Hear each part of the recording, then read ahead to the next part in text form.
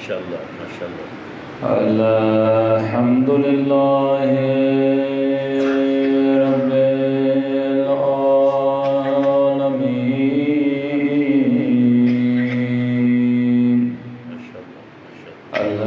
الحمدللہ کما هو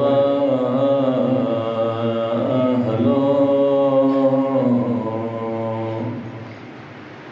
الصلاة والسلام على سيد المرسلين وخاتم النبيين أبي القاسم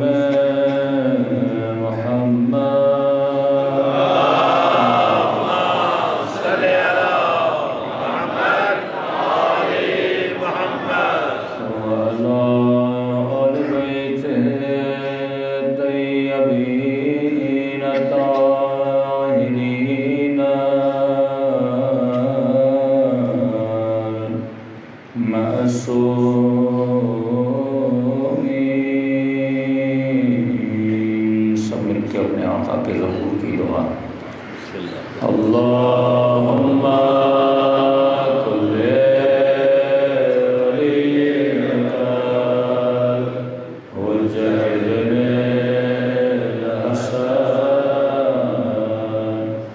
صلواتک علیہ وعلا فی هذه الساعة وفي كل ساعة وليا وحافظا وقائدا وناصرا ودليلا وعينا حتى تسكنه أرضك طوعا وتمتعه فيها طويلا برحمتك يا أرحم الراحمين. صلى الله عليه وسلم.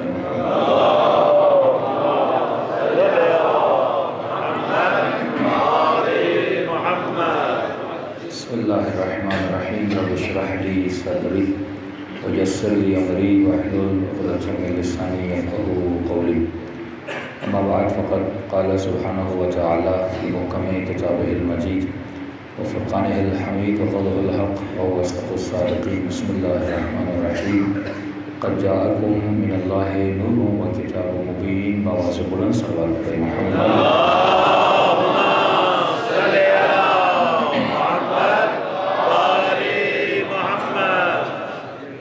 پروردگار عالم ہم سب کی عبادتیں اپنی بارگاہ میں قبول فرما دے اور جس مقصد کی وجہ سے یہاں جمع ہوئے پروردگار عالم ان تمام مقاصد میں ہم سب کو کامیابی عطا فرما دے.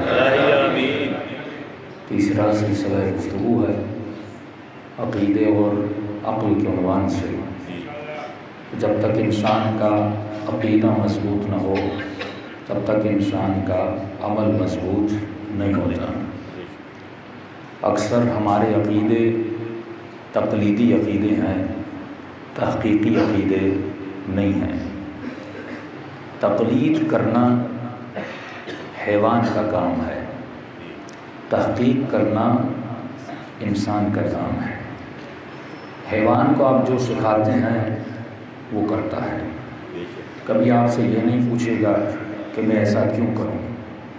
یعنی شیر درندہ صفت ہے. اگر انسان اس کو سکھانے پر آئے تو اپنی درندگی کو چھوڑ دیتا ہے. اور انسان صفت تھا، لیکن اگر یہ انسانیت پہ گرنے آئے تو یہ حیوان سے بدتر ہو جاتا ہے. کب گرتا ہے؟ معصوم فرماتے ہیں جب یہ اپنی عقل سے استفادہ کرنا چھوڑ دیتا ہے.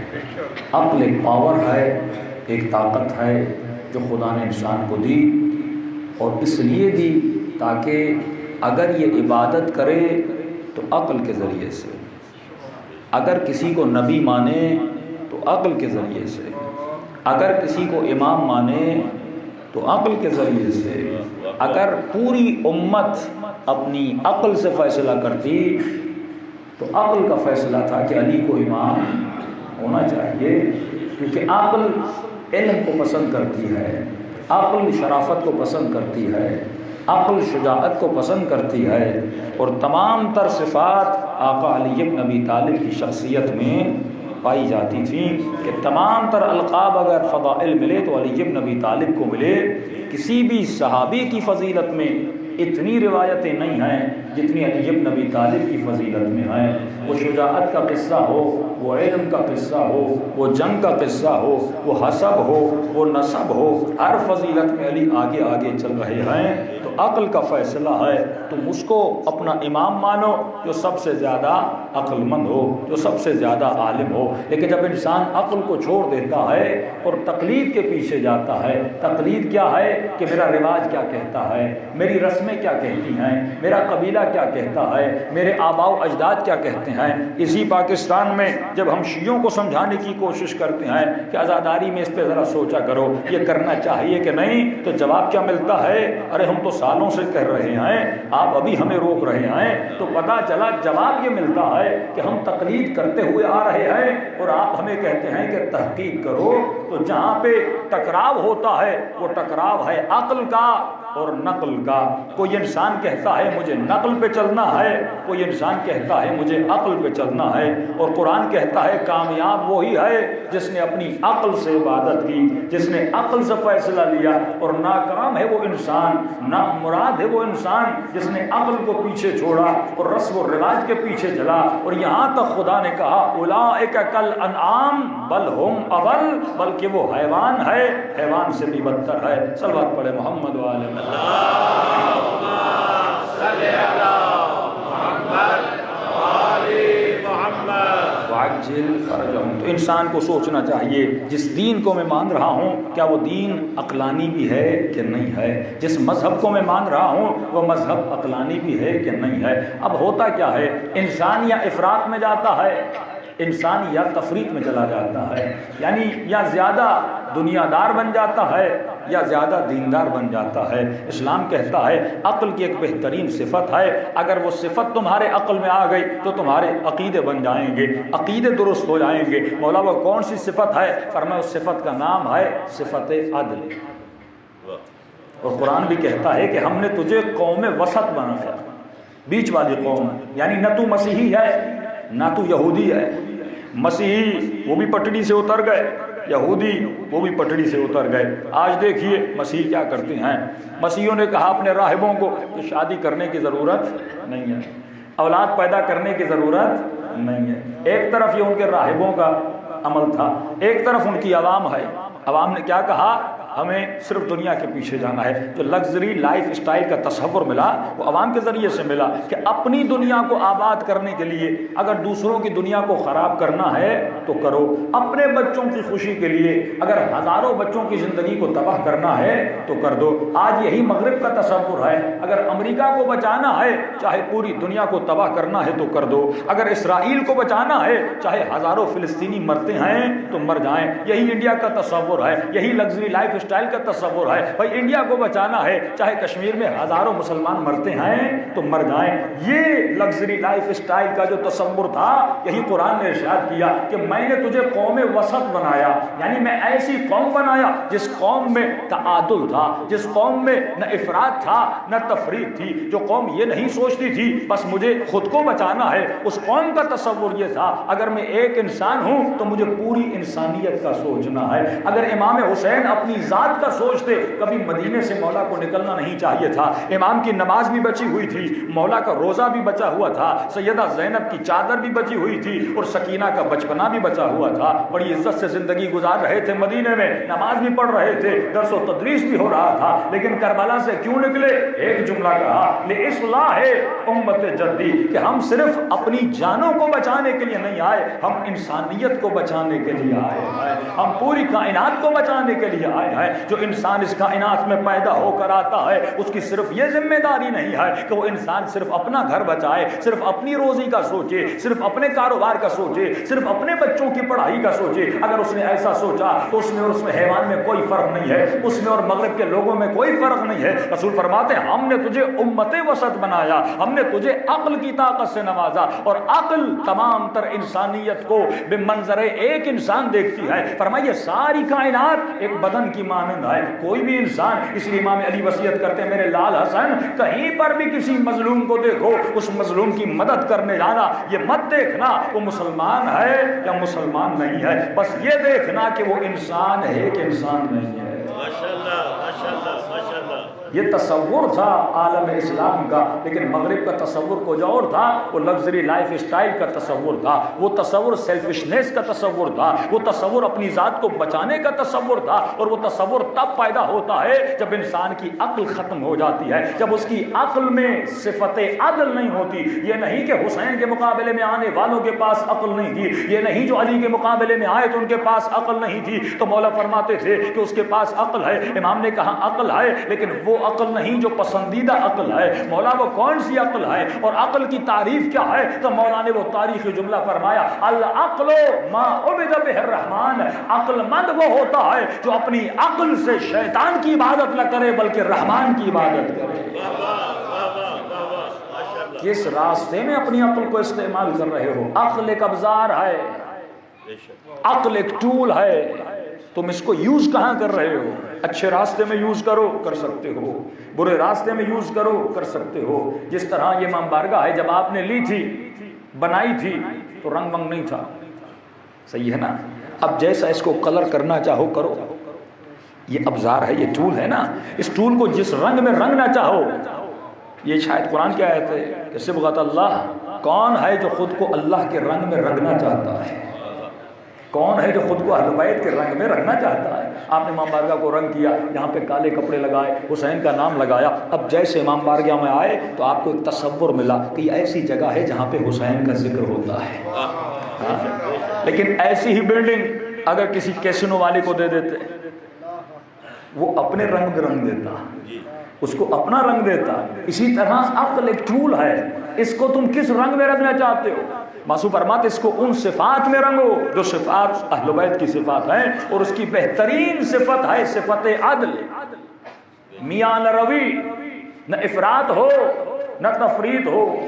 انہوں نے دنیا کو چھوڑا اور کہا شادی نہیں کرنی, بچے پیدا نہیں کرنے. اگر شادی کرو گے تو جنت میں نہیں جاؤ گے, اگر بچے پیدا کرو گے تو جنت میں نہیں جاؤ گے. آج تک یہ مسلمان فلسفہ نہیں سمجھے کہ جب رسول خدا نے مباہلہ میں اللہ نے اعلان کیا کہ کہو قل ندعو ابناءنا وابناءکم ونساءنا ونساءکم وانفسنا وانفسکم, تم اپنی بیویوں کو لاؤ, تم اپنے بچوں کو لاؤ, ہم اپنے بچوں کو لاتے ہیں. انہوں نے لائے کیوں نہیں؟ اکثر تو فضائل کا نقطہ بیان کیا جاتا ہے نا, وہ کہتے ہیں ہم ایسے چہرے دیکھ رہے ہیں کہ اگر ان کے مقابلے میں جائیں تو تباہ و برباد ہو جائیں. لیکن ایک اور پوائنٹ بھی تھی, وہ راہب تھے, شادیاں کی نہیں تھی تو بچے کہاں سے ہوتے؟ بیویاں ان کے پاس تھی نہیں. تبھی خدا نے کہا کہ تم اتنے خود کو اللہ والے سمجھتے ہو کہ تم نے شادیاں بھی نہیں کی, اولاد بھی پیدا نہیں کی. اب لاؤ مقابلے میں بیویاں, کسی نے شادی نہیں کی تھی. لاؤ اپنے بچوں کو, کسی کے پاس بچے نہیں تھے. اور مصطفیٰ نے بچایا کہ عبادت یہ نہیں کہ شادی نہ کرو, عبادت یہ نہیں کہ بچے پیدا نہ کرو, میں عابد بھی ہوں اور صاحب اولاد بھی ہوں.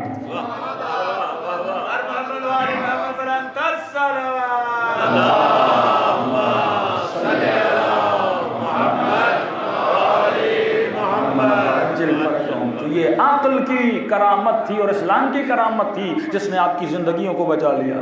ورنہ اگر کسی اور دین میں ہوتے آج روحانیت اختیار کی ہوئی ہوتی, یا کوئی شادی نہ کرتا یا اولاد کو پیدا نہ کرتا. دوسری طرف ایک اور عقیدہ تھا کہ کثرت زواج جس میں نکاح ہی نہیں ہے، جو لگژری لائف اسٹائل کا تصور ہے جو مغرب میں پایا جاتا ہے، یا بالکل مادیت میں یا بالکل روحانیت میں، اسلام نے کہا نہ اتنا دنیا دار بن جاؤ کہ آخرت کو بھول جاؤ، اور نہ ہی اتنا دیندار بن جاؤ کہ جنگلوں میں چلے جاؤ، صحراؤں میں چلے جاؤ اور مصلی بچھا کر عبادتیں کرنے لگو اور بیوی بچوں کو بھول جاؤ۔ نہ وہ دین منظور ہے نہ یہ دنیا منظور ہے۔ راہ وسط کو اختیار کرو، بیچ کے راستے کو اختیار کرو، اور وہی اختیار کر سکتا ہے جس کے پاس کیا ہو؟ عقل ہو۔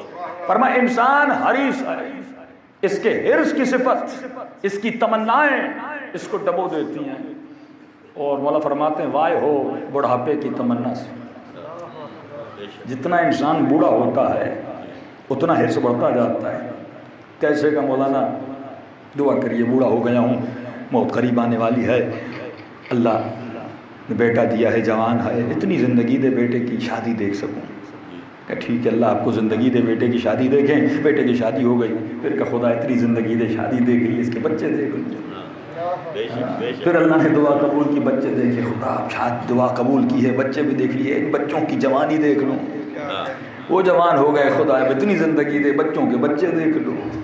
کبھی اس کی دعا ختم نہیں ہوتی، یہ بار بار اس دنیا میں رہنا چاہتا ہے اور بہانے بنا کر رہنا چاہتا ہے۔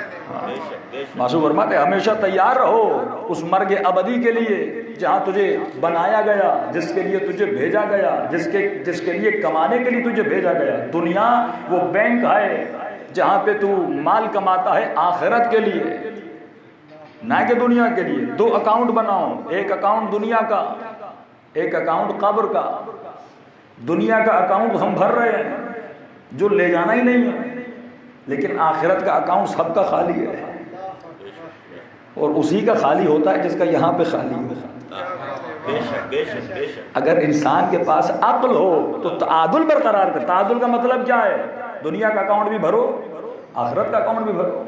یہ نہیں کہ صرف یہ بھرو اور یہ نہ بھرو، توازن قائم کرو، کیونکہ تو امام عادل کا ماننے والا ہے، تو خدا عادل کا ماننے والا ہے، تو نبی عادل کا یہ صفت عدل آپ کی ہر عبادت میں ہے۔ امام ہو تو عادل، رب ہو تو عادل، رسول ہو تو عادل، پیش امام ہو تو عادل، حاکم ہو تو عادل، منبر پہ آنے والا ہو تو عادل۔ یہ ساری صفات آپ کے مکتب میں، کسی اور مکتب میں تو نہیں ہے، لیکن انسان کیا ہے جب یہ صفت عدل سے نکلتا ہے تو کہاں پہ پھنستا ہے؟ یہ لگژری لائف اسٹائل کے جھونکے میں آ جاتا ہے، اس کے ولولے میں پھنس جاتا ہے، اور اس کی تمنا اس کو کہاں پہ لے جاتی ہے۔ کسی اور کی مثال دوں گا تو شاید آپ ناراض ہو جائیں گے، اپنی مثال دے کے آپ کو سمجھانا چاہتا ہوں۔ مثال کے طور پہ کوئی مولوی صاحب ہے، اب اس کے پاس گھر نہیں ہے، تو اللہ سے دعا کرتا ہے کہ خدا مجھے چھوٹا گھر دے دے، ایک کمرے والا بھی گھر ہو تاکہ ایک چھت تو مجھے مل جائے، ایک ہی چھت ہو۔ اب خدا دعا قبول کرتا ہے، اسے گھر دے دیتا ہے، وہ گھر کے اندر جاتا ہے، شادی کرتا ہے، بچے پیدا ہوتے ہیں، کہتا ہے خدایا یہ ایک کمرہ بھی چھوٹا ہے، اب دعا کرتا ہے مجھے ایک ڈرائنگ روم بھی مل جائے، ایک کمرہ اور بڑھ جائے، خدایا بچے ہو گئے ہیں، خدا پھر اور اس کی دعا کو قبول کر دیتا ہے۔ یعنی تمنا پہ تمنا آ رہی ہے۔ جب نہیں تھا تو ایک کمرے کے لیے ترس رہا تھا، جب اس نے دیا اس کی تمنا نے اور اس کو بڑھانا شروع کر دیا، پھر کہتا ہے خدا ٹھیک ہے ڈرائنگ روم بھی مل گیا، اب ڈرائنگ روم بھی ہو گیا، اب بچے باہر جاتے ہیں، گھر میں آتے ہیں، کہتے ہیں بابا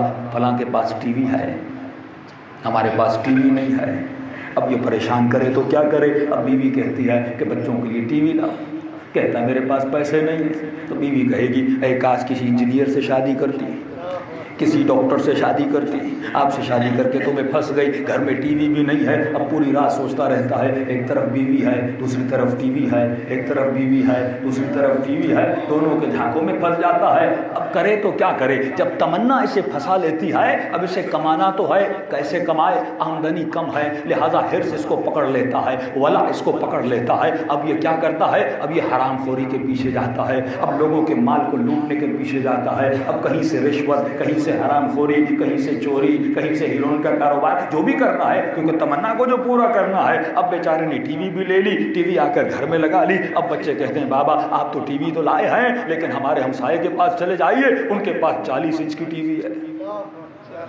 ہاں بھائی اب ٹی وی بھی آ گئی، اب یہ کہتا ہے مجھے بڑی ٹی وی چاہیے، تمنائیں اسے ڈوبتی لے جا رہی ہیں، اب بڑی ٹی وی لے لیتا ہے، گھر بھی بڑا ہو گیا، ڈرائنگ روم بھی آ گیا، بڑی ٹی وی بھی آ گئی، اب بچے کہتے ہیں بابا دوسروں کے گھروں میں جائیے، کمرے میں بھی ٹی وی ہے۔ ڈائننگ ہال میں بھی ٹی وی ہے تو ہمیں 2 ٹیویاں چاہیے، اب 2 ٹی وی سے 3 ٹیویاں، ایک گھر سے 2 گھر، یہاں تک اس کی تمنا اس کو رینگتی ہوئی لے کر جاتی ہے، یہ تمناؤں کے سمندر میں بہتا ہوا چلا جاتا ہے اور اپنے رب کو بھولتا ہوا چلا جاتا ہے۔ معصوم فرماتے ہیں کبھی ایسا نہ ہو کہ تمہاری تمنا تمہاری دنیا کو تباہ کر دے، تمہاری تمنا تمہاری آخرت کو تباہ کر دے۔ تمنا اتنی رکھنا، آرزو اتنی رکھنا جس آرزو میں انصاف ہو، جس آرزو میں عدل ہو۔ یہ سوچنا اگر تو ایک روٹی کھا رہا ہے، کچھ ایسے بھی ہیں جن کے پاس کھانے کے لیے نہیں ہے۔ اگر تو گھر میں سو رہا ہے، چاہے ایک کمرے کا گھر ہی کیوں نہ ہو، یہ سوچ کے سونا کچھ ایسے بھی ہیں جن کے پاس گھر میں رہنے کے لیے چھت بھی نہیں ہے۔ جب انسان اپنی فکر میں اور اپنے اعمال میں عدالت کو پیدا کرتا ہے، وہ اپنی تمناؤں کو سمجھ کے آرزو کرتا ہے، وہ ہر آرزو میں گرتا نہیں ہے۔ لیکن اگر لگژری لائف اسٹائل کے تصور میں چلا جائے کہ ہر آسائش مجھے چاہیے، ہر راحت مجھے چاہیے، کوئی بھی دنیا میں مجھے پریشانی کا سامنا نہیں کرنا، بس مجھے اپنی دنیا کو بنانا ہے، لہٰذا اس دنیا کو بنانے کے لیے کیا کرتا ہے؟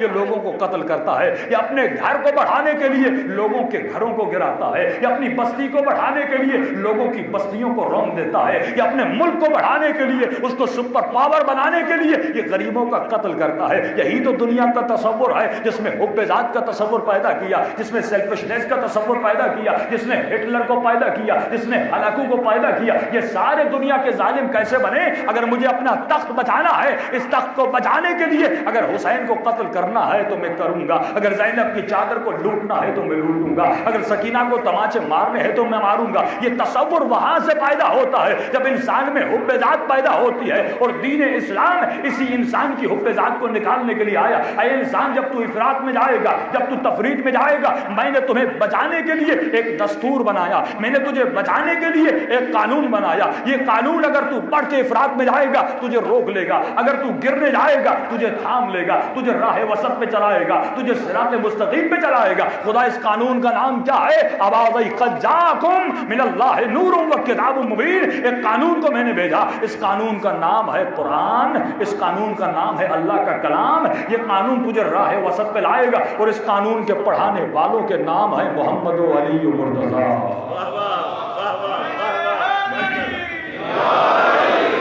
جو تجھے سکھائیں گے کہ اس عالم فنا میں بقا کی جنگ کیسے لڑنی ہے، اس عالم فنا میں زندگی کو کیسے گزارنا ہے، اور اپنی آرزو اور تمناؤں سے کیسے مقابلہ کرنا ہے۔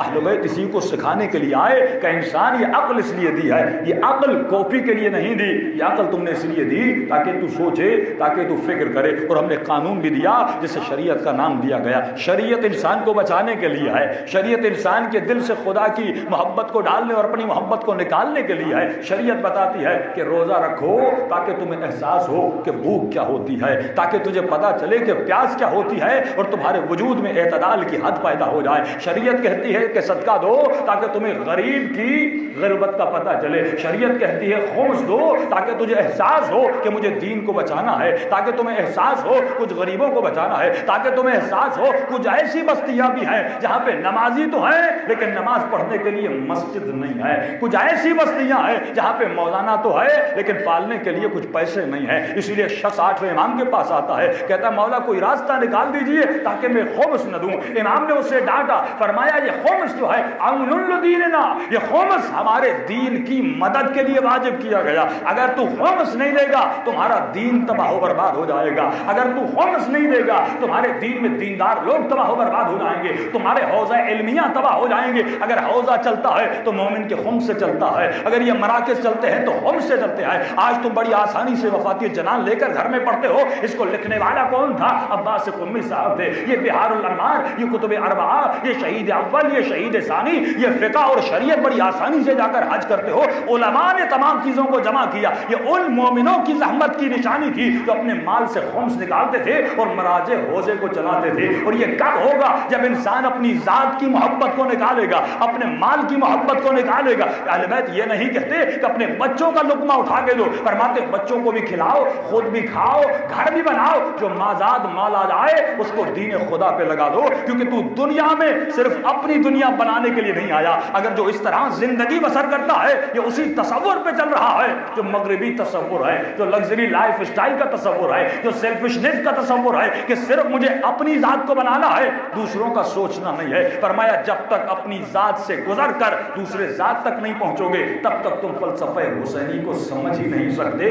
حسینیت نام ہی اسی چیز کا ہے کہ اپنے وجود کو امام حسین نے قربان کیا تاکہ تمہاری نسلیں بچ جائیں، تمہارا دین بچ جائے۔ صلوات پڑھے محمد و آل محمد۔ اللہم صلی علی محمد و آل محمد۔ بارہ دیگر صلوات پڑھے محمد و آل اللہم صلی علی محمد و آل محمد۔ تو شریعت عقل انسانی کو مقام عدل پہ لانے کے لیے ہے۔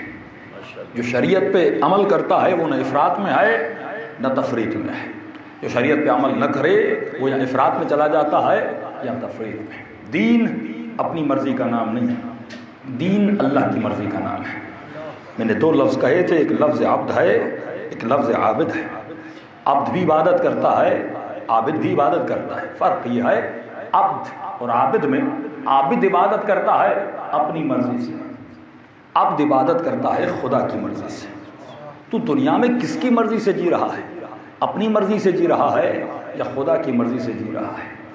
پھر تصور آتا ہے اگر مجھے ایسا ہی کرنا تھا تو پھر اس نے اختیار کیوں دیا کہ اپنے اختیار سے میری مرضی پہ چلو، اپنے اختیار سے میری مرضی پہ چلو، اور اگر چلو گے تو اس کا انعام بھی میں نے تمہارے لیے مقرر کیا ہے۔ شیطان تجھے تھوڑا دیتا ہے، میں تجھے بڑھا کے دیتا ہوں، لیکن مرنے کے بعد تجھے دیتا ہوں۔ اب عقل سے پوچھ تجھے تھوڑا چاہیے یا زیادہ چاہیے؟ اہل بیت نے اب دنیا میں سب کچھ قربان کر دیا آخرت کے لیے۔ اگر تجھے جنتی بننا ہے تو تمہیں شریعت پہ عمل کرنا ہوگا۔ اور میں آخری زمانے میں دینداری بہت کم بن جائے گی اور ویلیوز اور ڈی ویلیوز آپس میں مکس ہو جائیں گی۔ پہلے حیا کو اچھا مانا جاتا تھا، اب بے حیائی کو اچھا مانا جاتا ہے۔ پہلے باحجاب خاتون کو اچھا مانا، لوگ پریفر کرتے تھے، لیکن آج بدحجاب خاتون کو اچھا مانا جاتا ہے۔ یہ آخر الزمان کی نشانیاں ہیں کہ ویلیوز آپس میں مکس ہو جائیں گے، رد و بدل ہو جائے گا۔ یہی یورپ تھا، وہاں پر بھی چیزوں کو برا مانا جاتا تھا، لیکن آج جو برائیاں ہیں ان کو اچھا مانا۔ قانون پاس کیے جا رہے ہیں برائیوں کے لیے۔ مولانا ہمارے کہتے ہیں کہ ہم لاہور میں گئے اور کہنے لگے کہ ایک مومن آیا کہ مولانا بیٹی کے لیے کوئی دعا لکھ کے دیجیے۔ اب انہوں نے کہا کہ دعا لکھوائی جاتی ہے کسی اچھے کام کے لیے، بیمار ہوگی، پڑھائی میں اچھے ہونے کے لیے، مختلف چیزوں کے لیے دعا دیجیے۔ لیکن انہوں نے کیسا ایشو اٹھایا، اس مومن کی عقل پہ حیران رہ گئے کہ آج یہ عالم آ گیا کہ مومن شیعہ علی کا ماننے والا اور اس کی فکر کیسی ہے، اس کا عقیدہ غلط ہو گیا۔ آج عقیدے بگڑ گئے، صرف جو عقیدہ باقی رہ گیا وہ یہ ہے کہ مجلس میں آنا ہے، حسین کی مجلس سننی ہے، مسائل پہ گریہ کرنا ہے اور چلے جانا۔ 3 عقیدے۔ گھر میں تمہارا کون سا عقیدہ ہے؟ بچی کی تربیت کے لیے کون سا عقیدہ ہے؟ رزق کمانے جاتے ہو تو کیا عقیدہ ہے؟ دکان پہ دکانداری کرتے ہو تو کیا عقیدہ ہے؟ کاروبار میں کاروبار کرتے ہو تو کیا عقیدہ ہے؟ تمام تر زندگی کے اعمال میں عقیدہ وہی ہونا چاہیے جو شریعت کا عقیدہ ہے، نہ کہ صرف مجلس میں آ کر کوئی حسینی بنے اور باہر جا کر حسین جیسا عقیدہ نہ ہو۔ تو کہا مولانا بیٹی میں کانفیڈنس نہیں ہے۔ کیا مطلب کانفیڈنس نہیں ہے؟ کہ گھر میں مہمان آتے ہیں، 12 سال کی بچی ہے، اب دوست آتے ہیں، مہمان آتے ہیں، ملتی نہیں ہے ان سے جا کر۔ کلاس روم سے ٹیچر شکایت کرتے ہیں آپ کی بچی میں کانفیڈنس نہیں ہے۔ جب کانفرنس دینی ہوتی ہے، ڈیبیٹ ہونی ہوتی ہے، کلاس میں کلاس روم بچے اور لڑکے ہوتے ہیں، ان سے باتیں کرتی ہے تو کانفیڈنس نہیں ہے، آئی ٹو آئی کانٹیکٹ نہیں ہے۔ یہ مغربی اصطلاحیں ہیں۔ کانفیڈنس پیدا کرنے کے لیے آنکھوں کا کنیکٹ ہونا بہت ضروری ہے۔ اور معصوم کیا فرماتے ہیں؟ سیدہ زہرا سلام اللہ علیہا کیا فرماتی ہیں؟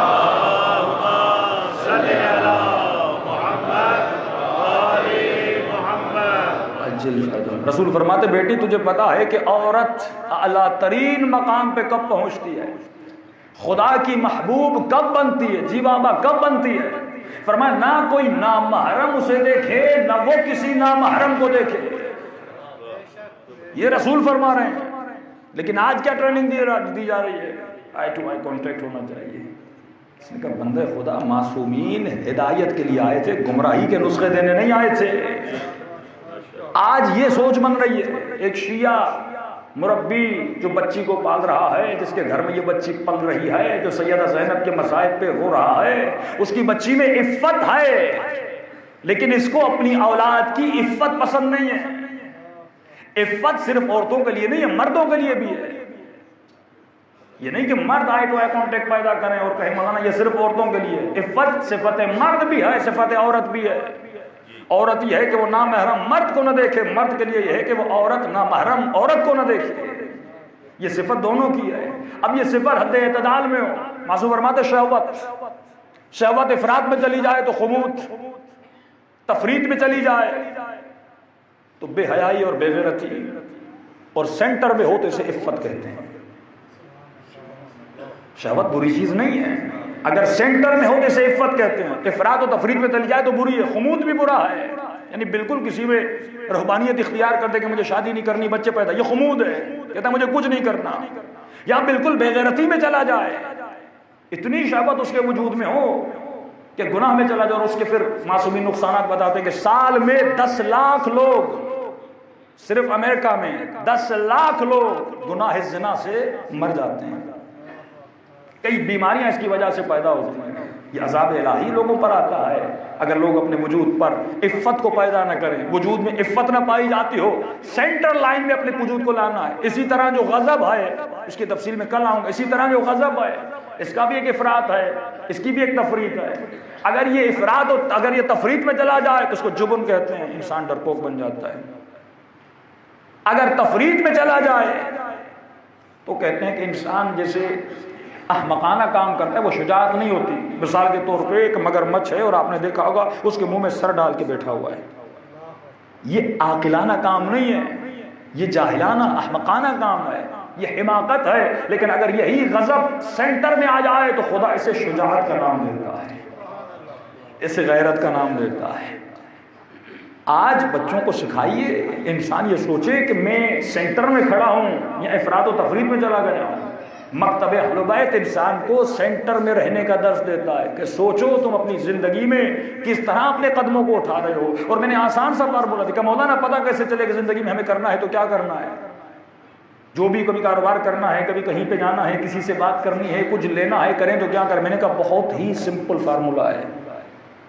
کیوں اہل بیت فرماتے ہیں سلمان و منا اہل البیت. سید ہے نا کیا جملہ کہا کہ سلمان و منا، سلمان ہم اہل بیت میں سے آئے. مولا ہم کیسے آپ اہل بیت میں سے بنے؟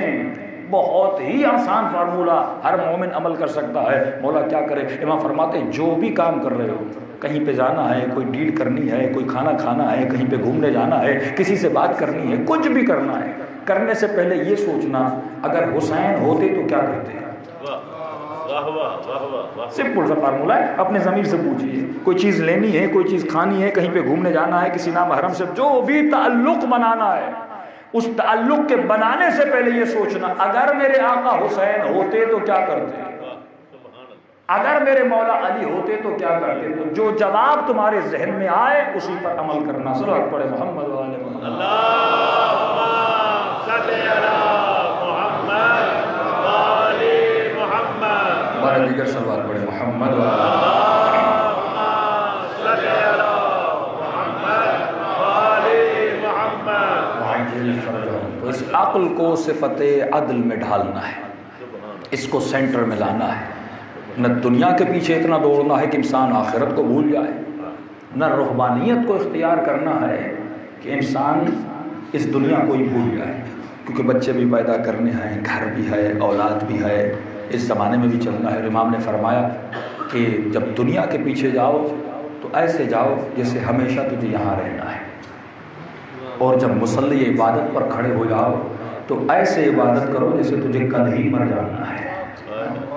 یہ نہ افراد ہے نہ تفرید ہے، انسان کو راہ وسط میں لا کر کھڑا کر دیتا ہے، لہٰذا عبادات میں یہ ہونا چاہیے۔ اب دیکھیے عقل جو ہے دو اصطلاحیں استعمال ہوتی ہیں، کہتے ہیں عقل مطبوع ہے اور عقل مسموع ہے۔ عقل مطبوع کیا ہے؟ جسے عقل طبعی کہتے ہیں، نیچرل عقل، نیچرل وزڈم۔ یہ کیا ہوتا ہے؟ ہر بچہ جب پیدا ہوتا ہے تو عقل طبعی لے کر پیدا ہوتا ہے۔ کوئی بچہ ایکسٹرا آرڈنری ہوشیار ہوتا ہے، کوئی بچہ تھوڑا سا ڈل ہوتا ہے، کسی کی میموری بہت پاورفل ہوتی ہے، کسی کا شعور بہت پاورفل ہوتا ہے۔ ایک بچہ 10 سال کا ہوتا ہے، ایک بچہ 7 سال کا ہوتا ہے، لیکن 7 سال والے بچے کا شعور بہت زیادہ ہوتا ہے۔ ایک 25 سال کا ہوتا ہے، اس سے زیادہ 15 سال والے کا شعور بہت مضبوط ہوتا ہے۔ اب یہ تو نیچرل ہے، ہر بندہ جو پیدا ہوتا ہے وہ عقل مطبوع کو لے کر پیدا ہوتا ہے، ایک نیچرل ذہانت لے کر پیدا ہوتا ہے۔ معصوم فرماتے ہیں اس عقل کو عقل مسموع سے مضبوط کرنا ہے۔ کون سی مسموع؟ یعنی سن کر۔ کیا سن کر مضبوط کروں؟ اہل بیت کے فرامین کو سن کر مضبوط کروں، یہ مسموع ہے۔ جو سنو گے وہی چیز تمہاری عقل پر اثر ڈالے گی۔ اب سوال یہ ہے کہ 24 گھنٹوں یہ کان بڑی اہمیت رکھتے ہیں۔ ڈاکٹر سے پوچھئے 4 مہینے کے بعد جب بچہ پیٹ میں ہوتا ہے سب سے پہلے میرے خیال میں سماعت اس کی ایکٹیو ہو جاتی ہے، وہ بچہ سنتا ہے، ماں جھگڑا کر رہی ہے سن رہا ہے، غیبت کر رہی ہے سن رہا ہے، قرآن پڑھ رہی ہے سن رہا ہے، کسی خاتون کی برائی کر رہی ہے بچہ سن رہا ہے۔ یہ تباہی جو بچہ 4 سال کا حافظ قرآن بنا تھا کیسے بنا؟ 2 سال کے بعد تو بچہ بابا بابا کہنا شروع کرتا ہے، اور 4 سال میں اس نے پورا قرآن پڑھنا شروع کر دیا۔ ان کی ماں سے اور والدہ سے پوچھا کہ آپ نے ایسا کیا کیا؟ یہ تو ایک معجزہ ہے، پوری تاریخ کا سب سے بڑا معجزہ ہے کہ 4 سال کا بچہ حافظ قرآن۔ اور ہمارے ساتھ آج وہ مولانا نہیں، مولانا کفایت صاحب محرم میں ساتھ تھے، ان کے بچے نے 6 سال میں، حسین مہدی نام تھا ان کا، 6 سال میں انہوں نے قرآن حفظ کیا۔ ابھی ان کے پاس 150 بچے ہیں جن کو وہ حفظ کروا رہے ہیں۔ تو یہ کیسے بچے حافظ بنے؟ ایک اور بچہ ابھی ایران میں جو ہمارے دوست کا ہے، اس میں تو اللہ نے بڑی خدادادی صلاحیت رکھی، لیکن ان کے پیچھے فیکٹرز ہیں۔ ایکشن کا ری ایکشن ہوتا ہے نا، تو جب ایکشنز اچھے ہوں گے تو ری ایکشن بھی اچھا ہوگا، جب ایکشن برا ہوگا تو ری ایکشن بھی برا ہوگا۔ اب جن کی تباہی کی والدہ کہتے ہیں کہ جب میرے پیٹ میں تھا تو میں اتنا قرآن پڑھتی تھی، آج ہم قرآن سے بڑے دور ہیں۔ یہ ماں ٹی وی پہ بیٹھی ہے، ڈرامے پہ بیٹھی ہے، لیمو کھا رہی ہے، کھٹی چیزیں کھا رہی ہے، سب کچھ اس کو دیا جا رہا ہے، کیک دیے جا رہے ہیں، جوس دیے جا رہے ہیں۔ بھائی یہ تو جسم کی غذا ہے، تھوڑی سی بچے کی روح کی غذا کے لیے کرو، روح کے لیے جوس پلائے جا رہے ہیں، سب کچھ کھلایا جا رہا ہے، لیکن اس کی روح کا کیا ہوگا؟ یہ جو تمہارے پیٹ میں ہے 4 مہینے کے بعد خدا کہتا ہے نفخت من روحی، میں اس میں اپنی روح کو ڈال دیتا ہوں۔ تو روح کے لیے تم نے کیا کیا؟ 4 مہینے تو جسم بنتا رہا، لیکن 4 مہینے کے بعد اس میں روح آنی ہے۔ کہتے ہیں من و تن، من کیا ہے؟ روح ہے، تن کیا ہے؟ بدن ہے۔ آپ کے اندر من بھی ہے تو تن بھی ہے، تم تن کے لیے تو کر رہے ہو لیکن من کے لیے تم نے کیا کیا؟ تو یہ والدہ کہتی ہے کہ میں قرآن اتنا کثرت سے پڑھتی تھی اور آواز سے پڑھتی تھی، اگر پڑھنے کا ٹائم بھی نہیں تھا، تھکی ہوئی تھی، گھر کے کام بھی تھے، جیسے جیسے دن گزرتے جاتے ہیں تو عورتوں پہ بھاری پن آتا جاتا ہے تو میں کیسٹ میں قرآن لگا دیتی تھی، میں بھی سن رہی ہوتی تھی اور شکم والا بچہ بھی سن رہا ہوتا تھا۔ کہ اب جیسے پیدا ہوا اس کے بعد بھی میں نے چھوڑا نہیں، وہی کیسٹ چلتی رہتی تھی، ریپیٹڈلی قرآن چلتا رہتا تھا۔ جب بچے نے تھوڑا تھوڑا بولنا شروع کیا تو ہم نے اس کے سامنے، کیونکہ اس کی سماعت بڑی مضبوط ہوتی ہے، حافظے میں چیزیں جتنی سن کے آپ یاد کر سکتے ہیں اتنی پڑھ کے بھی یاد نہیں کر سکتے۔ سماعت بڑی مضبوط ہوتی ہے، بہت پاورفل ہوتی ہے۔ تو ہم نے بچوں کو پڑھنا شروع کیا، پڑھانا شروع کیا، یاد کرانا شروع کیا۔ ایک وقت ایسا آیا کہ ہم بھی حیران رہ گئے، کہنے لگی میں سورہ حمد آدھی پڑھتی تھی کہ بسم اللہ الرحمن الرحیم الحمدللہ رب العالمین الرحمن الرحیم، بچہ آگے پڑھتا تھا مالک یوم الدین ایاک نعبد و ایاک نستعین، خود کنٹینیو کرتا تھا کیونکہ اس کے حافظے میں اور اس کی میموری میں یہ چیز ڈل گئی تھی۔ دوسرے بچے جو ہم دیکھتے ہیں ماشاءاللہ وہ بھی بہت ہوشیار ہے، اس بچے نے کہیں پڑھنا لکھنا نہیں سیکھا، اور ہم جب حرم سے نکل رہے تھے تو ان کے والد سے ملے اور بچے سے ملے، اسی طرح گفتگو ہوئی تو تعارف ہوا کہ میرا بچہ ہے قرآن حفظ کر رہا ہے، اور گفتگو کرتے کرتے میں نے کہا کون سی کلاس میں؟ کہا میں نے اسکول میں تو ڈالا ہی نہیں۔ کیا مطلب اسکول میں نہیں ڈالا؟ اب ایجوکیشن سسٹم پہ بھی پوری مجلس ہو سکتی ہے کہ ہمارے پاس جو کچھ ہے مغرب کا ہے، تربیت ہم وہی کر رہے ہیں جو یورپ نے ہمیں کہی ہے، وہ نہیں جو علی ابن ابی طالب نے کہی، وہ نہیں جو قرآن نے کہی، کھانے ہم وہی کھاتے ہیں جو وہ ہمیں کہتے ہیں، کپڑے ہم وہی پہنتے ہیں جو وہ ہمیں کہتے ہیں، سوچنا بھی ہم نے ایسے شروع کر دیا جیسے وہ ہمیں سوچتے ہوئے دیکھنا چاہتے ہیں۔ مومن حسینی کب بنے گا؟ جب اس کی فکر حسین جیسی ہو جائے۔ دیکھیے 4 لوگ ہیں، چاروں لوگوں کی فکر کو ایک سمت میں رکھا جائے۔ کربلا میں 72 تھے یا 70 تھے، جتنے بھی تھے، سب کی فکر ہم آہنگ تھی کہ نہیں؟ منسجم تھی کہ نہیں؟ وہاں پہ اختلاف دیکھا کہ حضرت عباس کہیں کہا حسین لڑنا نہیں ہے، واپس جانا ہے؟ نہیں۔ حبیب کہنے لگے ہوں کہ مولا یہ آپ صحیح نہیں کر رہے، واپس جانا ہے؟ نہیں۔ اکبر نے کہا ہو کہ بابا یہ کیا کر رہے ہیں، واپس جانا؟ نہیں۔ زینب نے کہا ہو کہ بھیا حسین یہاں پردے لوٹے جائیں گے، کربلا میں کیوں رکے ہیں، خیموں کو کھاڑی، ہمیں واپس جانا نہیں۔ سب کی فکر ایک سمت میں جا رہی ہے کیونکہ سب کی فکر حسینی فکر تھی۔ ہماری فکروں میں بدلاؤ کیوں ہے؟ اتنا اختلاف کیوں ہے؟ 10 مومن ہیں، فکر الگ ہے، اس کی کاروبار میں اپنی سوچ ہے، اس کی گھر میں اپنی سوچ ہے، سب کی بیٹیوں کا لباس الگ الگ ہے، سب کے بیٹوں کی تربیت الگ الگ ہے، سب کی سوچ و فکر الگ الگ ہے۔ کیوں؟ کیونکہ ہم ظاہراً حسینی ہیں لیکن باطناً حسینی نہیں بنے ابھی تک۔ فکر سب کچھ یہ ہے، اس بدن کو جو مانیٹر کرتی ہے وہ آپ کی فکر کرتی ہے، مجھے کیا کھانا ہے، کیا پہننا ہے، کیا پسند ہے، کہاں پہ سونا ہے، کیسے گھر میں سونا ہے، کس سوسائٹی میں رہنا ہے، کون سا کاروبار کرنا ہے، کتنا پیسہ کمانا ہے، بچے کو کہاں پڑھانا ہے، کس یونیورسٹی میں پڑھانا ہے، کس ملک میں بھیجنا ہے، اس کا مستقبل کیا بنے گا، اس سب چیزوں کا دار و مدار فکر ہے۔ اور جب تک فکر کی بنیاد علی کی فکر نہ ہو، حسینی فکر نہ بنے، افکار حسینی نہیں، ہم ایسے سوچیں جیسے حسین سوچتے تھے، ہم ایسے سوچیں جیسے امام زمانہ سوچتے ہیں تو ہم بھی روحانی بندے بن جائیں۔ لیکن آج اس فکر میں تغیر پیدا ہو گیا، تو ہم نے کہا کہ آپ بچے کو اسکول میں نہیں پڑھاتے، تو میں نے کہا پھر پڑھنا لکھنا ضرورت ہی نہیں ہے۔ میں نے کہا وہ کیسے؟ کہ جو بک اس کے سامنے رکھیے یہ پڑھ لے گا۔ اب ان کا تعلق ہے شمالی علاقے جات سے، تو آپ کو پتا ہے ان کے بچوں کو اردو وغیرہ اتنی نہیں آتی، تو میں نے اردو رکھی، بچے نے اردو پڑھی۔ میں نے کہا انگلش تو اس کو نہیں آتی ہوگی، یقیناً ایران میں پڑھا، انگلش رکھی، بچہ انگلش پڑھنے لگا، عربی رکھی، عربی پڑھنے لگا، فارسی رکھی، فارسی پڑھنے لگا۔ میں نے کہا سندھی پڑھ سکتا ہے؟ وہ تو بہت مشکل ہے۔ کہا وہ بھی رکھیں، وہ بھی پڑھ لے گا۔ میں نے کہا سیکھا کہاں سے اس بچے نے اتنی چھوٹی عمر میں؟ کہا ہمیں بھی نہیں پتا۔ کہیں چھوٹا تھا، جب ہم گاڑی میں بیٹھتے تھے جاتے تھے تو سامنے سے گاڑی جاتی تھی تو اس کا جو نمبر پلیٹ تھا، چھوٹا بچہ 3 سال کا، اب اسکول میں بھی نہیں گیا، وہ کہتا تھا بابا یہ 112 جیم 11 لکھا ہوا ہے۔ ہم پریشان کہ کون سی گاڑی کے سامنے لکھا ہوا ہے؟ ہم دیکھتے تھے کیسے پڑھنا سیکھا، دکانوں پہ جاتا تھا وہ چیزیں پڑھتا تھا۔ پھر ہمیں پتا چلا اس بچے میں ایکسٹرا آرڈنری کچھ طاقتیں ہیں، تو میں نے اس سے پوچھا آپ نے کون سا ایسا عمل کیا، کوئی اثر تو ہوگا جس کی وجہ سے اس بچے میں اتنی صلاحیتیں پیدا ہوئی ہیں، قرآن پڑھ رہا ہے، اللہ نے ایسا حافظہ دیا ہے، ایسا ہی بچہ کا ہر چیز اس کو یاد ہے، اتنا اس کا ایکسٹرا آرڈنری، اس کی میموری پاورفل ہے۔ میں نے کہا کیا کیا؟ کہتا ایک عمل کیا تھا جو آغا نخودکی کا عمل تھا، میری اچھا کہ اصل محنت میری بیوی کی تھی۔ کون سا عمل؟ آغا نخودکی نے کہا تھا جو مشہد میں رہتا ہے، بیمار ہو کچھ بھی ہو، لیکن اگر امام کے شہر میں رہتا ہے جہاں پہ مولا کا روزہ اور امام کی قبر ہے، تو اگر ولایت کے مانگنے والا ہے اسے روزانہ ولایت کی غذا لینی چاہیے، اور غذائے ولایت یہ ہے کہ روزانہ امام کی ملاقات کے لیے جانا چاہیے۔ کہا بیمار تھی، پریشان تھی، جب یہ شکم میں تھا کوئی ایسا دن نہیں تھا کہ امام رضا کی زیارت کے لیے نہ جائے۔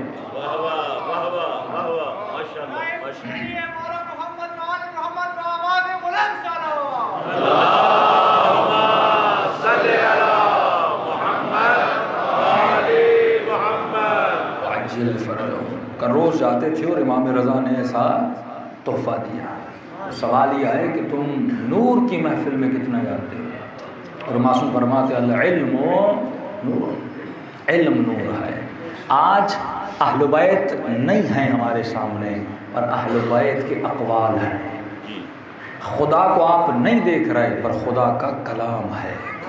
یہ مجسم اہل بیت ہیں، یہ مجسم خدا کا کلام ہے. تو مومن اگر خدا کو نہیں دیکھ سک رہا، خدا کے کلام کو تو دیکھ سکتا ہے.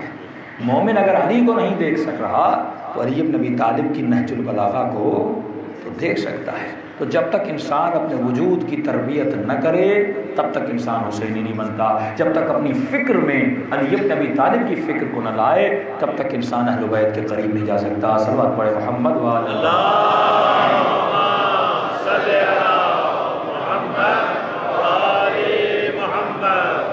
اب انشاءاللہ کل کی مجلس میں ہم بتائیں گے کہ انسان شروع کہاں سے کرے، جسے ہم کہتے ہیں اسٹارٹ پوائنٹ. آپ کہیں مولانا یہ تو اتنی باتیں ہیں، اب میں اسٹارٹ کہاں سے لوں، شروع کہاں سے کروں؟ اسٹارٹ پوائنٹ انشاءاللہ وہ کل بتائیں گے. اگر وقت ملا تو کل پرسوں کی مجلس میں کوشش کروں گا حد اکثر مٹیریل آپ کو دیا جائے. 10 پلرز ہیں عقل کو مضبوط کرنے کی کوشش کروں گا، وہ 10 کے 10، کیونکہ 10 پلرز ہیں، پھر ہر پلر کے 10 پوائنٹ ہیں، یعنی یہ 100 پوائنٹ بن جاتے ہیں. تو کوشش کریں گے کہ کل کی مجلس میں جتنا ہو سکے کہ مومن ایک اسٹارٹ پوائنٹ کو لے کہ میں شروع کہاں سے کروں اور وہاں سے شروع کروں تاکہ میری عقل مضبوط ہو جائے. پھر ہر قدم علی والا ہوگا، پھر ہر حرکت امام علی والی ہوگی. پھر سوچ، پھر فکر، پھر چلنا، پھر بولنا، پھر سفرے پہ بیٹھ کر کھانا علی جیسا ہو جائے گا. پھر امام فرمائیں گے کہ یہ مومن ہم اہل بیت میں سے ہے. صلوات پڑھے محمد وعلی اللہم صلی علی محمد وعلی محمد. ہمارے دیگر صلوات پڑھے محمد وعلی اللہم صلی علی محمد وعلی محمد. جی ایک عمل ہے، کیونکہ لوگوں نے سوال بھی کیا ہے اور 5 منٹ لے گا پھر میں مسائل پڑھ دوں.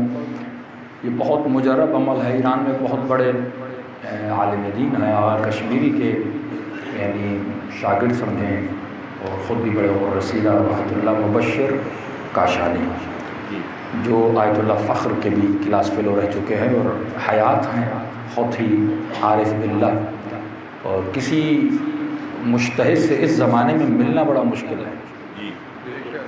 آپ ان کی یعنی ملتے ملتے تو بڑے پاپڑ بیلنے پڑتے ہیں. بیٹے، پھر وکیل، پھر فلاں، پھر فلاں، پھر جاتے جاتے تو انسان مولا حسین کی زری تک جانا آسان ہے لیکن مجتہد تک جانا جو ہے مشکل ہے.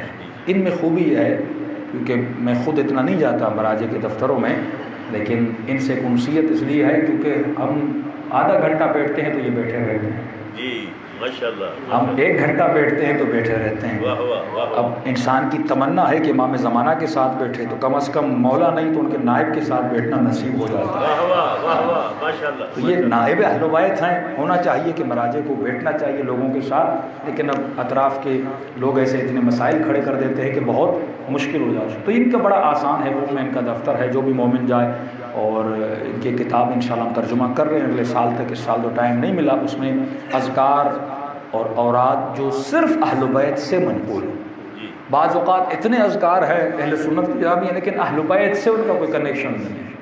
وہ چیز نور ہے جو نور سے متمسک ہو، جب تک اس سے متمسک نہیں ہوگی وہ نور نہیں ہوگا. تو ان کا ایک نسخہ تقریباً لا علاج بیماریوں کے لیے، جس میں کینسر کے مریض، دوسرے مریض، ہم نے ریسنٹلی اپنے کسی عزیز پہ ہم نے آزمایا تو اللہ کا شکر ہے وہ اس مرض سے بچ گئے. تو میرا ایمان ہے کس نسخے کی وجہ سے ان پہ اثر ہوا. تو نسخہ یہ ہے کہ انسان کوئی بھی ایک بکرا لے، اگر کوئی کینسر کا مریض ہے، لا علاج بیماری ہے، تو آغا فخر بھی فرماتے ہیں کہ ہم نے کئی لوگوں پہ آزمایا اور شفا مل گئی، صرف اسے شفا نہ ملی جس کی موت حتمی تھی. یعنی اللہ نے اس کی موت اس میں لکھی ہوئی تھی اور اس کو اسی میں جانا تھا. تو حتمی موت کو ٹالنا بہت مشکل ہے. بعض اوقات آپ حضرت عباس کا وہ معجزہ سنتے ہیں کہ جس میں 3 بار رسول خدا نے کہا اس کی موت حتمی ہے. وہ معجزہ انشاءاللہ کل سناؤں گا. حتمی موت والے نہ بچے لیکن دوسرے جتنے تھے وہ بچ چکے. نسخہ یہ ہے کہ آدمی ایک بکرا لے لے، لیکن بکرا بھی پتلا نہ ہو، اللہ کو دینا ہے، اس میں کنجوسی آدمی نہ کرے. ظاہر ہے کہ اللہ کے لیے بکرا دے رہے ہیں تو کوئی اچھا خاصا بکرا. اس کی وجہ یہ ہے کہ اس بکرے کے پھر 60 حصے کرنے ہیں. ایک تو جیسے آپ نے بکرا لے لیا، جو مریض ہے اس کے ارد گرد 7 مرتبہ بکرے کو گھمانا ہے. اس کا جس طرح صدقہ ہوتا ہے، اصل یہ فدیہ ہے، اس کو ہم فدا کرتے ہیں. فدیناہ بذبح عظیم جو کہتے ہیں یہ ہم فدا کرتے ہیں کس کی راہ میں؟ اللہ کی راہ میں.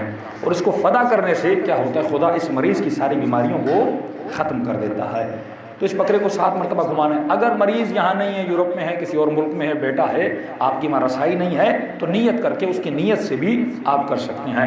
جب 7 مرتبہ گھما لیا تو اس بکرے پر ایک دعا پڑھنی ہے، جیسے اللہم ھذا فداء منک ولک فتقبلہ من فلان بن فلان. اے خدا یہ میں نے فدا کیا تمہارے لیے اور قبول کرو اس فدا کرنے والی چیز کو اپنی راہ میں. کس کی طرف سے؟ من فلان بن فلان، فلاں بیٹا فلاں کی طرف سے. اگر عورت ہو من فلانت بن بنت فلان، اور عورت کا نام لیں گے. یہاں پہ ہم نام لیں گے، مرد ہو تو مرد کا نام لیں گے، عورت ہو تو عورت کا نام لیں گے. اس کو 3 مرتبہ پڑھ کے اس بکرے کا جو چہرہ ہے اس پہ پھونک دیا جائے گا. پھونکنے کے بعد آپ اس کو قربانی کے لیے بھیج دیں گے. اس کے شرائط آپ سب کو پتہ ہے. جب قبلے کی طرف رخ اور اللہ اکبر کہا جائے اور اس کے 60 حصے کرنے ہیں. 60 حصوں میں جو 3 حصے ہوتے ہیں اس میں ایک تو کھال ہوتی ہے، کھال کے بعد جو ایک حصہ اس کے جو پایا اور سری جو کہتے ہیں ایک حصہ اس کا نکل جاتا ہے، ایک حصہ اس کا نکلتا ہے جس میں دل جگر اور اس کے گردے آ جاتے ہیں. یہ 3 حصے یہ بن جاتے ہیں. باقی جو حصے بنتے ہیں 56 حصے اس کے بن جاتے ہیں، وہ حصے گوشت کے بنیں گے. ان گوشت کے حصوں کو بنا کے آپ اتنی فیملیز میں تقسیم کریں گے، یعنی 57 فیملیز میں. 3 حصے تو وہ ہو گئے، باقی حصے جتنے بچیں گے وہ 57 فیملیز میں تقسیم کریں گے. کوئی مومن کہتا ہے مولانا ایک فیملی میں 3 گھر والے رہ رہے ہیں، اس کے لیے ہم کیا کریں؟ تو ان تینوں کو بھی آپ دے سکتے ہیں اگر تینوں شادی شدہ ہیں. تو ایسے کیا ہوگا؟ جب اس کے گوشت کا ایک ایک لقمہ غریب کے پیٹ میں جائے گا تو یقیناً وہ غریب آپ کے لیے دعا کرے گا. اور غریب کی دعا کی اثر کہ اما یجیب المضطر اذا دعا ویکشف السوء. اے خدا جس کا دل مضطر و پریشان ہے تو اس کی آواز پہ آواز دینے والا ہے. پر انشاءاللہ یہ انسان قربانی دے گا. یہ بہترین صدقہ ہے اپنے غریبوں کے لیے، یہ بہترین صدقہ ہے اپنے بیماروں کے لیے. انشاءاللہ پروردگار عالم اس کے صدقے میں تمام تر مریضوں کو شفائے کاملہ اور عاجلہ نصیب فرمائے. صلوات پڑھے محمد و آلہ صلی علی محمد سیدہ نور زہرا نقوی بے اولاد ہے، ان کے لیے دعا کریں پروردگار عالم انہیں اولاد نرینہ عطا فرمائے. اور برادر توقین ہیں وسعت میرے خیال میں رزق کے لیے دعا کرے، خدا ان کو رزق کثیر عطا فرمائے اور حلال عطا فرمائے. اور ایک مومنہ ان کی والدہ ہے توقیر صاحب، وہ بیمار ہیں، خدا ان کو شفائے کاملہ عاجلہ نصیب فرمائے. کل کی مجلس میں انشاءاللہ ہم تفصیل دیں گے جو لوگ بیمار ہیں. طب اہل بیت علیہ السلام سے ان کے کافی نسخے ہیں. کچھ وہ معجزے جو اہل بیت کے معجزے ہم تاریخ میں پڑھتے ہیں، کچھ وہ معجزے جو اہل بیت کے زندہ معجزے ہیں جن سے کافی لوگوں کو شفا ملی. کچھ دوائیاں ہم لائے بھی ہیں، کیونکہ پچھلے سال مومنین کہہ رہے تھے لیکن ہم بہت تھوڑی لائے ہیں، اس لیے میں 3 دن سے اعلان بھی نہیں کر رہا. پھر ہر مومن آ جاتا ہے کہ مولانا ہمیں دیں. تو کل انشاءاللہ میں دیکھ لوں کہ کتنی ہیں اور کتنے مومنین کو مل سکتی ہیں. انشاءاللہ وہ میں کل اعلان کروں گا. صلوات پڑھے محمد و آلہ صلی علی محمد وآل محمد.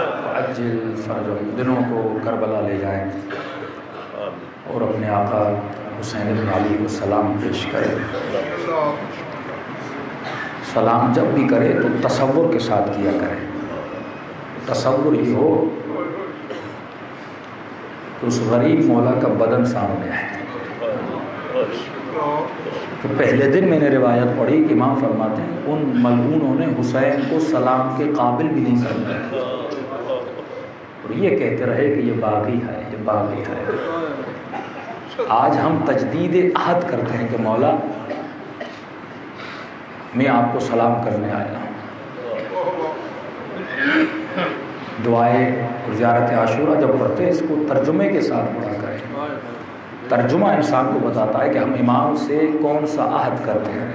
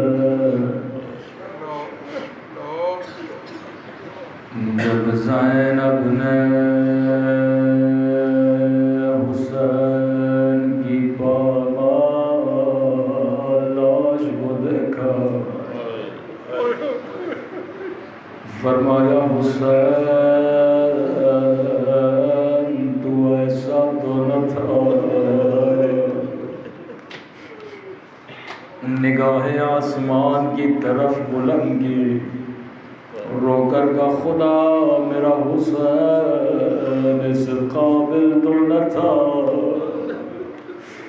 کہ اس کی لاش پہ گھوڑ دوڑائے جائے۔ اما زہرا نے چکیاں پیس پیس کے بالا تھا۔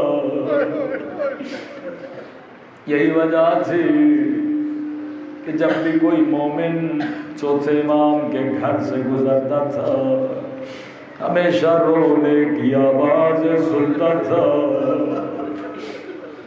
لیکن مومن کہتا ہے جیسے امام کے گھر سے گزرنے لگا مولا کے گھر کی چھت سے پانی بہہ رہا تھا۔ کافی دیر گزر گئی، پانی بہتا رہا۔ امام کے گھر کا دروازہ کھٹکھٹایا، مولا باہر آئے۔ میں نے کہا مولا اتنی دیر گزر گئی، گھر سے پانی آ رہا ہے۔ امام نے کہا ہاں میں وضو کے لیے پانی لیتا تھا، لیکن جیسے پانی کو دیکھتا تھا مجھے بابا کی پیاس یاد آتی تھی۔ اتنے آنسو اس پانی میں بہتے تھے، اب وہ وضو کے قابل نہ رہتا تھا۔ تعجب سے پوچھا مولا شہادت تو آپ کا ورثہ ہے، پھر اتنا آہ بکا کیوں کرتے ہیں؟ فرمایا ہاں شہادت میرا ورثہ ہے، لیکن یہ بتا یعقوب کا ایک یوسف گیا تھا، وَبِيَضَّتْ عَيْنَاهُ، اتنا روئے آنکھیں سفید پڑ گئی۔ ارے کربلا میں میرے 18 یوسف مر گئے۔ یہ بھی کائے پوچھنے والے تو نے سجاد کے ساتھ انصاف نہ کیا؟ ہاں علی اکبر کے سینے میں برچھی لکھنا میرا ورثہ تھا، بابا کا گلا کٹنا میرا ورثہ تھا، 6 مہینے کے بچے کو تیر لگنا میرا ورثہ تھا، چچا عباس کے بعد وہ کا کٹنا میرا ورثہ تھا۔ لیکن پوچھنے والے یہ بتا ماں بہنوں کے ساتھ بازاروں میں جانا کیا یہ بھی سجاد کا ورثہ تھا؟ یہ بتا 8 گھنٹے او شرابی کی دربار میں کھڑا ہونا. یہ بھی سجاد کا ورثہ تھا. سجاد بھی روئے، لیکن کربلا میں ایک بی بی ہے جو بہت زیادہ روئے اور حسین کے بعد زیادہ زندہ نہ رہے. جب بھی کربلا سے مدینے جاتی تھی رو کر کہتی تھی اے خدا اب زندہ رہ کر کیا کروں گی، میرا حسین بھی مارا گیا، میرا اصغر بھی مارا گیا، میری سکینہ بھی مار گئے. کسی مومن نے مجھے کہا مولانا یہ تو سمجھ میں آتا ہے کہ اصغر کو تیر لگا شہید ہو گئے، اکبر کو برچھی لگی شہید ہو گئے، حسین کا گلا کٹا شہید ہو گئے، لیکن یہ سمجھ میں نہیں آتا سکینہ کو کیا ہوا تھا. بچی کو تو کوئی تیر نہیں لگا، بچی کو تو کوئی نیزہ نہیں لگا، بھلا یہ بچی زندان شام میں بابا بابا کر کے کیوں چلی گئی. میں نے کہا کیونکہ اس بچی کی بابا سے بڑی محبت تھی، بڑا پیار تھا. یہ جب بھی سوتی تھی بابا کے سینے پہ سوتی تھی، جب بھی سفرے پہ بیٹھتی تھی تب تک کھانا نہیں کھاتی تھی جب تک حسین نہ آ جاتے. اتنے دکھ دیے کہ سکینہ بابا بابا کر کے چلی گئی. اب روایت کے جملے ہیں جب عصر عاشور کا وقت آیا، یہ تربیت کا مقام بھی ہے، گریے کا مقام بھی ہے کہ امام حسین کی عادت تھی جب بھی نماز پڑھتے تھے، واجب نماز مسجد میں پڑھتے تھے، مستحب نماز گھر میں پڑھتے تھے. جیسے گھر میں جاتے تھے سکینہ دو مصلی بچھا کے انتظار کرتی تھی. عادت تھی بچی کی جب بھی نماز کا وقت آیا دو مصلی، ایک اپنے لیے ایک اپنے غریب الوطن بابا کے لیے. معصوم فرماتے ہیں بحسب عادت عصر کا وقت ہوا، عصر عاشور، اس بچی نے دو مصلی بچھائے، ایک اپنے لیے ایک اپنے غریب بابا کے لیے. اب جس مومن کو دعا کرنی ہے وہ سکینہ کے ساتھ دعا کرے. فرمایا مصلی پہ بیٹھ گئی، عصر عاشور کا وقت تھا.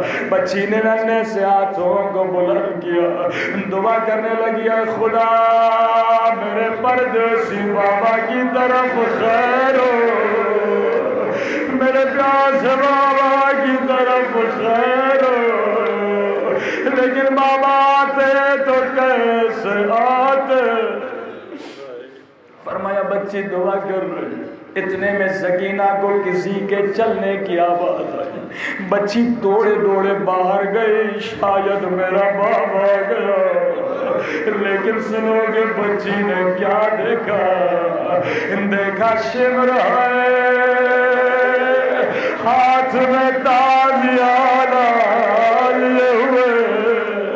خدا کسی بچی کو بابا کا قاتل نہ دکھائے. امام فرماتے ہیں اس ملعون نے وہ ظلم کیے جس کی مثال تاریخ میں نہیں ملتی. اب ایسا ظلم کیا جس کی وجہ سے سکینہ کا دل ٹوٹ گیا.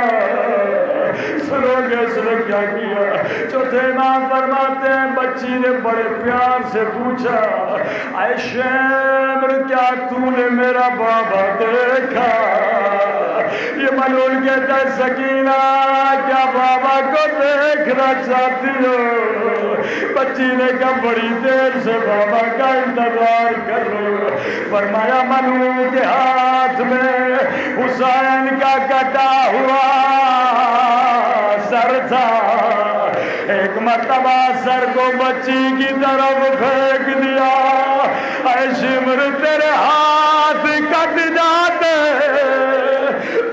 میرے مولا کا سر نہ پھینکنا. بچی دوڑتے گئی او میرے غریب طلبا او میرے پردیسی بابا او بابا تیری گردن کی رگیں کس نے کاٹی؟ بابا کا سر گود میں لیا. اب روایت کے جملے نہیں، ذرا سوچو بچی نے بابا سے کیا کہا ہوگا. اب یہ تصور ہے، روایت کے جملے نہیں. شاید بچی نے بابا کا سر گود میں لیا ہو، تصور میں یہ کہا ہو بابا میرے غریب الوطن بابا میرے 3 دل کے پیاسے بابا. بابا اکبر کا لاشا تو نے اٹھایا، بابا عباس کے بازو تو نے اٹھائے، وہ لاشوں کو اٹھا کر تھک جانے والے میرے بابا. او بابا 4 برس تو نے مجھے اپنے سینے پہ سلایا، آج آجا میرے سینے پہ سو جا.